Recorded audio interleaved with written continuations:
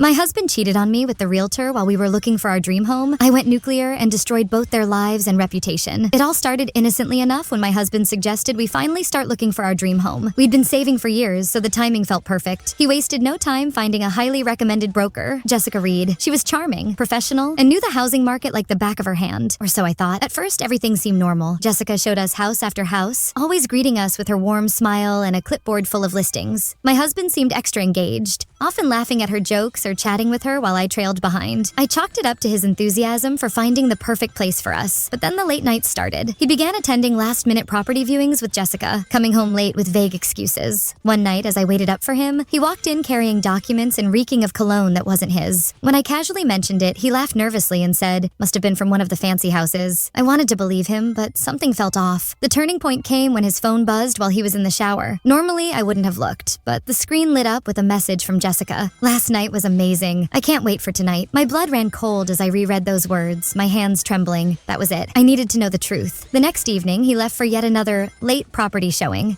and I followed him. He drove to a luxurious house across town and parked in the driveway. I watched as Jessica opened the door, greeting him with a kiss. My heart shattered. I didn't stop there. I marched up to the door and rang the bell. Jessica's face fell when she saw me, and my husband looked like a deer caught in headlights. "Care to explain what's going on?" I asked, holding up my phone with a picture I had just taken of their kiss. They stammered, tripping over weak excuses. Jessica claimed they were discussing listings, while my husband tried to insist it was all a misunderstanding. I wasn't buying it. "Last night was amazing," I repeated mockingly. "Is that how you discuss listings?" Before leaving, I took more pictures of the two of them together. They didn't stop me. They knew they were caught. The next morning, I contacted a lawyer, presented all the evidence, and began the divorce process. But I wasn't done. I also sent the pictures and messages to Jessica's real estate firm, ensuring her unethical behavior didn't go unnoticed. By the end of the week, her license was under review, and my soon-to-be ex-husband was scrambling to pick up the pieces of his ruined reputation. Now, I'm rebuilding my life on my own terms. I found a beautiful new home, without any shady realtors, and have surrounded myself with people I trust. Cheating doesn't just destroy relationships, it reveals people's true colors. My ex and Jessica can have each other. As for me, I've moved on, stronger and wiser.